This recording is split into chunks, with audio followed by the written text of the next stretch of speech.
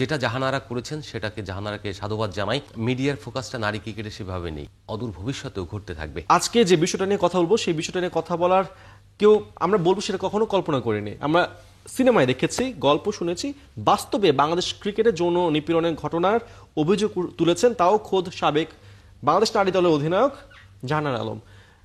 আসলেই বাংলাদেশ নারী দলের ভেতরে এমন ঘটনার আজ গণমাধ্যম কর্মী হিসেবে আমরা কি পেয়েছিলাম আগে?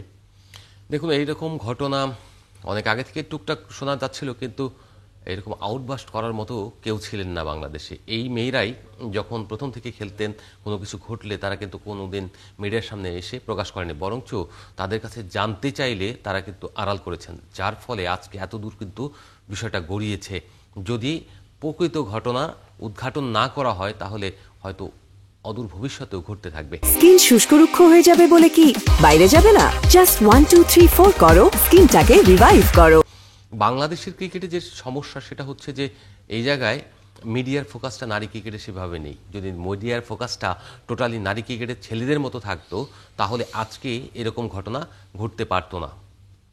আপনার কেন ঘটে না? বাংলাদেশের নারী ক্রিকেটাররা যদি মিডিয়াকেও সহযোগিতা করে এবং মিডিয়া যদি ওখানে এক্সেসটা পায়, বাংলাদেশ ক্রিকেট বোর্ড যদি সেই এক্সেসটা দেয়, তাহলে আমার মনে হয় জবাবদিহিতার জায়গা কিংবা যেটা হলো ওয়াচডগ, সেই ওয়াচডগের জায়গাটা যদি সবাই ভূমিকা পালন করে তাহলে আমার মনে হয় অনেক কিছুই কমে আসবে। কারণ সবাই তখন ভয় পাবে যে এখানে এমন কিছু করলে যেগুলি প্রকাশ হয়ে যাবে এবং আমাদের পারিবারিকভাবে ব্যক্তিজীবন, কর্মজীবন, সমস্ত জীবন ক্ষতিগ্রস্ত হবে। যেটা জাহানারা করেছেন সেটাকে জাহানারাকে সাধুবাদ জানাই। তিনি বেটার লেট দেন নেভার। তিনি এই অভিযোগ এনেছেন। এখন অভিযোগের সত্যতা, একজন অভিযোগ করেছেন, নিশ্চয়ই তার ব্যক্তিগত জীবনের এমন কিছু ঘটনা রয়েছে বা এমন কোনো অভিজ্ঞতা হয়েছে যেগুলো তাকে পীড়া দিচ্ছিল এবং যেগুলো তার কর্মজীবনকে বা ব্যক্তিজীবনকে অনেক বেশি হার্মফুল করে তুলেছিল। সেই জায়গা থেকে তিনি যেহেতু প্রকাশ্যে পুরো নিজের ব্যক্তিত্বের জায়গাতে ফুটিয়ে তুলে সাহসী ভূমিকা নিয়ে প্রকাশ করতে পেরেছেন, পুরো জাতিকে জানাতে পেরেছেন, বিশ্ব কিন্তু জেনে গিয়েছে এর মাধ্যমে। ফলে এই জিনিসগুলো তদন্তের মাধ্যমে একেবারে সত্যতা যাচাই করে আপনার পাবলিকলি আনা এবং শাস্তির আওতায় এনে তাদেরকে যার যতটুকু শাস্তি ভোগ করার করেছে অপরাধ অনুযায়ী সেই শাস্তিগুলি দিতে হবে। সেটা প্রয়োজনে বাংলাদেশের রাষ্ট্রীয় যে আইন রয়েছে সেই আইনের বিধানে এনে তাদেরকে শাস্তি দিতে হবে।